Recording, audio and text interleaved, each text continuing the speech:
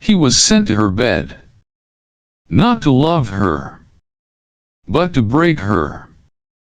The alien queen was dangerous, powerful, the last hope of a dying world. So they gave him a mission. Seduce her.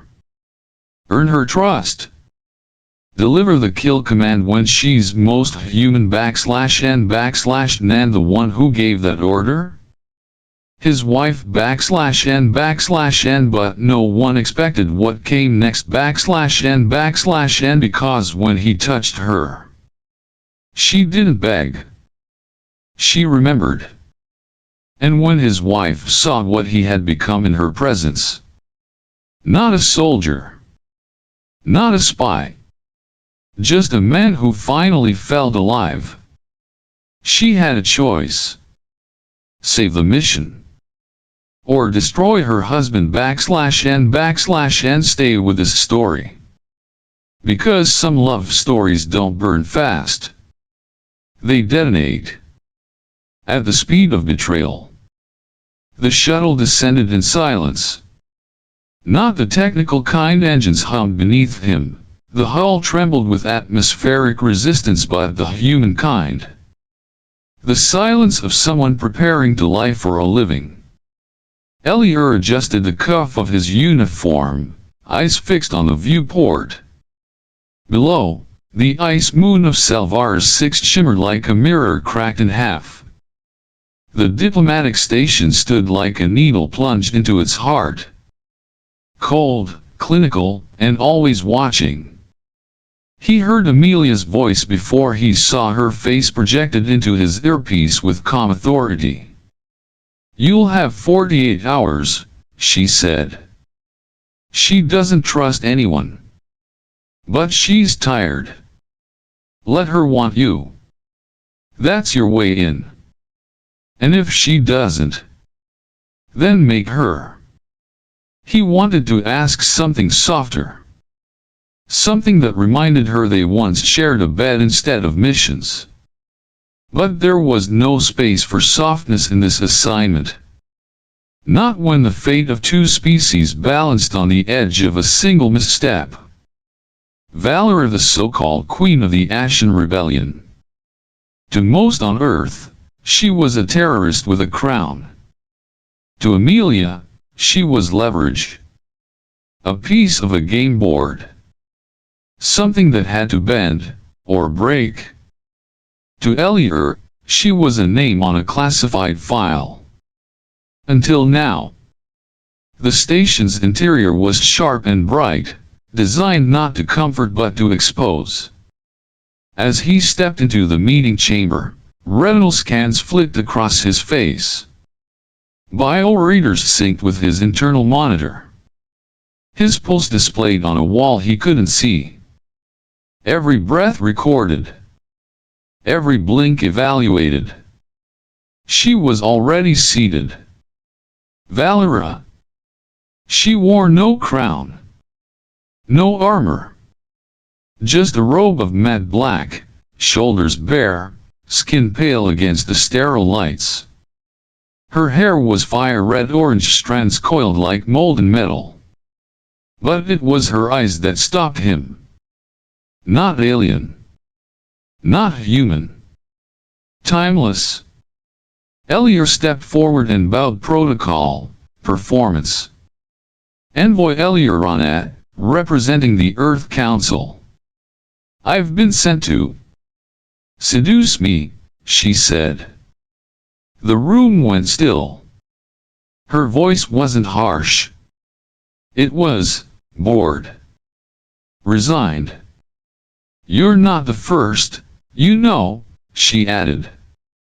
"They always send someone with eyes like yours. Gentle. Calculated." He opened his mouth. Closed it. She turned her head slightly, studying him like an old painting, no longer stunning, but familiar enough to make you ache. "Sit," she said. He sat. No guards. No cuffs. Just him and her. a table, and a pair of glasses filled with clear liquid he didn't trust. Valyra poured for him. No words. Just the sound of water against crystal. Tell me, she said. Do you think we're monsters? Elior didn't answer. His training screamed for deflection. Redirection. But her gaze held him. I think, he said slowly, that monsters are usually created by people who stop listening. A pause. Her lips twitched. Not a smile. Something older. Maybe grief. Fair, she whispered. For the next hour, they spoke. Not about treaties or demands. About language. Music. The silence of moons with no atmosphere. She told him about her childhood in domes built from obsidian and glass, how her brother used to mimic birds he had never seen. Elior laughed. Genuinely. And it scared him. Because he was forgetting to record the rhythm of her breath, the pattern of her tics, the tells he'd been trained to exploit. She didn't give him intel. She gave him stories. And he wanted more. Back in his quarters, he sat in the dark, heart louder than the hum of the walls. He pulled up the biometric data. His pulse during their talk elevated. Skin conductivity spiked. He should have filed the report. He closed the file instead. Amelia's voice chimed in again. Progress. He hesitated. She let me in. Good, Amelia said. Don't get lost in her. Remember who you serve. But Elior already knew. He wasn't sure anymore. Elior told himself he was still in control. It was a lie. A small one. But lies have gravity, and this one pulled harder each day. He kept seeing her eyes. Not just in conversation, but in reflection. In the black glass of the hallway panels. In the still water of the ration sink. They were always there watching, not accusing. Waiting. Their conversations deepened, even when they said nothing. Valyra wasn't like the humans he knew. She didn't fill silence with comfort. She let it breathe, let it stretch between them like a thread pulled taut. Sometimes she would pass him in the corridor and nod. Nothing more. But it always felt like she'd touched him. Not his body, his memory. One night, she invited him to the garden dome. It was mostly ice and filtered starlight, but some flora had adapted. They sat in silence beneath a tree whose leaves glowed faint blue. She didn't speak. She placed 2 fingers on his temple. Asked for permission. He gave it. What followed wasn't speech. It wasn't image. It was sensation. A transference of memory, filtered through pain and scent and sound. He felt her childhood, the weight of a dying sun on skin not built for it. Her mother's voice like wind through crystal. The way grief had shape, and how she learned to carry it. When it ended, he couldn't speak. She looked away. Not embarrassed. Just open. He wanted to say something. Anything. But all he could whisper was, "Thank you." She nodded. "You're not the first they sent.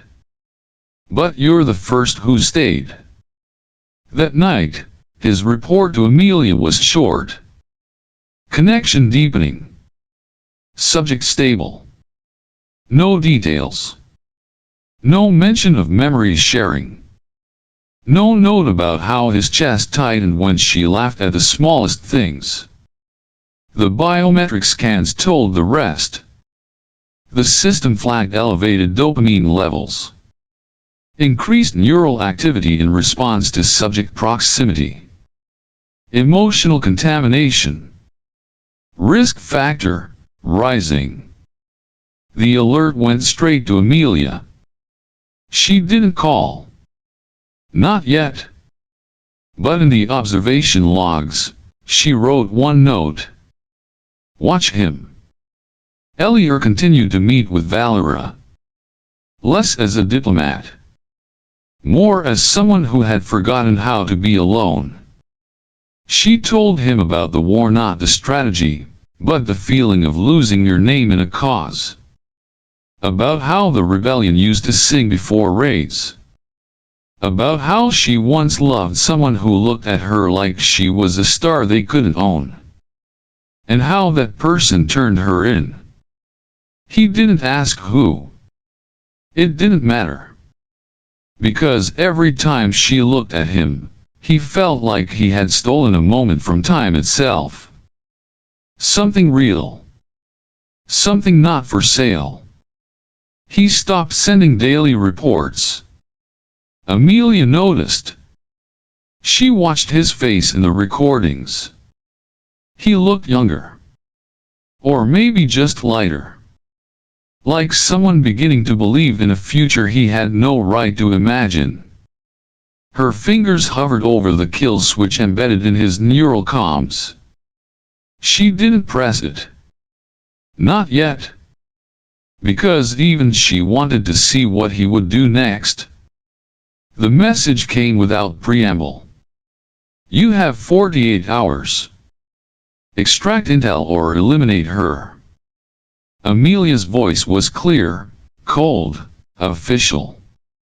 There was no tremble, no grief, just a line drawn in ice. Elior stood motionless in the comms room, the screen dark, audio only. It was more than a command. It was a test. Do you understand? She added. He didn't answer right away. The silence between them stretched. Finally, yes. But the word didn't belong to him. It belonged to the man he used to be. He walked out without logging anything. His steps felt heavy, like the gravity on this moon had thickened. He passed technicians, officers, glass panels that reflected a face he no longer trusted. His. In the shared quarters, Valyra was painting.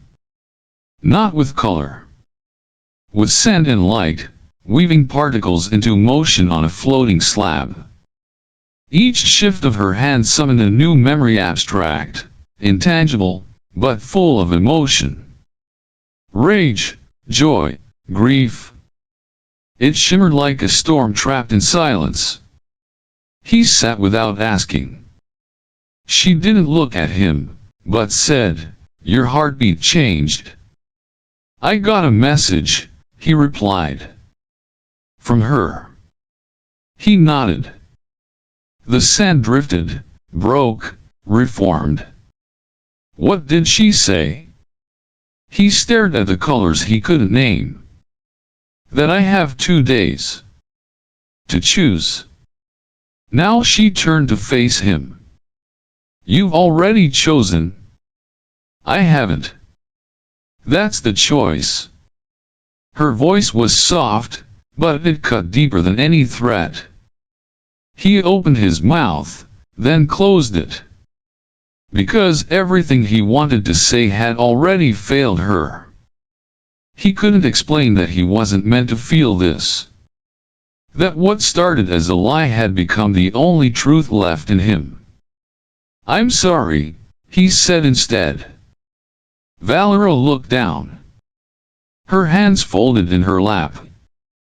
"Don't apologize for surviving. Just don't ask me to be grateful for being a target." He flinched. She wasn't angry.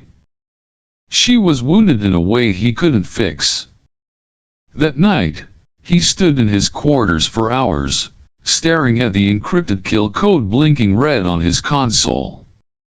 One command. That was all it would take. No gun. No confrontation. Just a signal. He imagined her collapsing mid-sentence. A memory cut short. His hand hovered. He lowered it. The next morning, Valyra didn't come to the garden. Didn't appear in the mess hall. But in the corridor outside the observation deck, she waited. As he approached, she stepped forward and touched his wrist. Her hand was warm. Steady. I know what you were sent to do, she said. The words were calm. No accusation. No panic. How long have you known? He asked. Since the moment you walked in. He swallowed. And yet, you stayed. Valyra looked up at him, eyes like burning frost. I wanted to see if you would choose me. Not as an ally. Not as a queen. Just as a person. He couldn't speak. She let go. You still have time, she said. And walked away. Leaving him with the only thing he'd never been trained for. A decision that might cost him everything but finally make him human. She arrived without warning. Not a message, not a signal. One moment, the hallway was empty. The next, Amelia stood in its shoulders back, uniform pristine, eyes like the center of a collapsing star. Elior froze.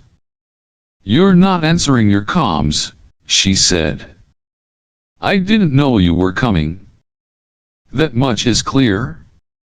They walked in silence until they reached the debriefing chamber. No one else followed. Amelia dismissed the guards with a single glance. The door sealed behind them. You've gone off script, she said. That's not the man I married. He sat. Not because she ordered, but because his legs didn't trust him anymore. She remained standing. You think this is new to me? She asked. I once loved someone who wasn't human. Truly loved him. Trusted him. You know how that ended. Elior didn't answer. I had to be the one to authorize the strike. I gave the final code. He didn't even know it came from me. A beat of silence. I buried that part of me and built this version. The one you married. The one who sends people like you to finish what feelings cannot. Her voice didn't tremble. And now, she said, you've fallen for the same mistake. He stood, slowly. She's not a mistake. Amelia's eyes narrowed. She's not yours. She never was. But neither were you. The room stiffened. Amelia stepped closer. I gave you a mission. You gave her your soul. He said nothing.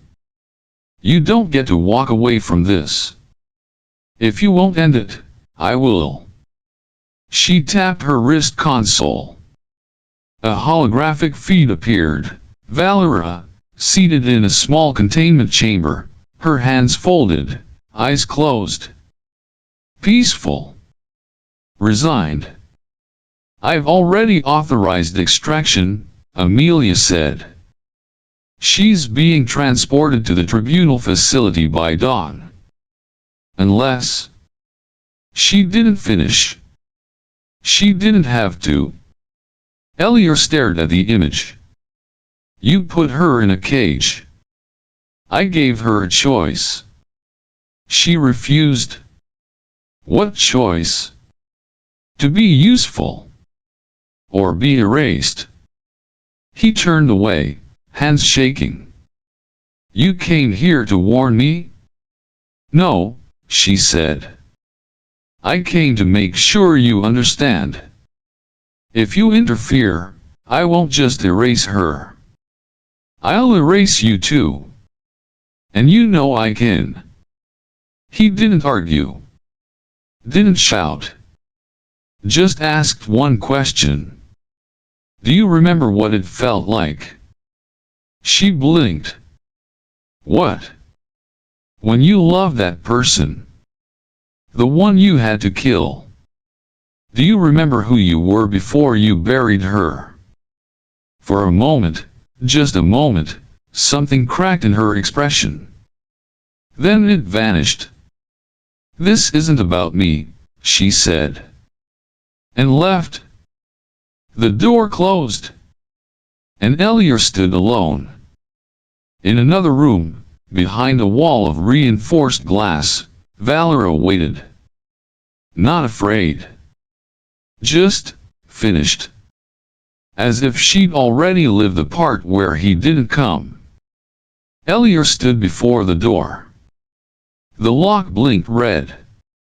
Biometric. Coded. Final. He reached out. The scanner read his handprint. The door hissed open. Valyra didn't move. She sat on the bench, eyes still closed, posture still as breath. The walls around her were white and metallic, untouched by emotion except hers. Elior stepped inside. No alarms. No guards. Just the weight of choice. She opened her eyes slowly. No surprise. Just quiet recognition. I failed the mission, he said. Her head tilted. I'll fail it again. That made her smile. Not wide. Not bright. Just real. She stood. Walked to him. He expected a kiss. A question. A plea. She only touched his chest, over his heart, and whispered, "Then you've finally become one of us."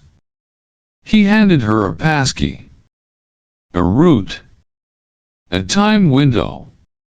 She took it, but didn't run. You'll be seen, she said.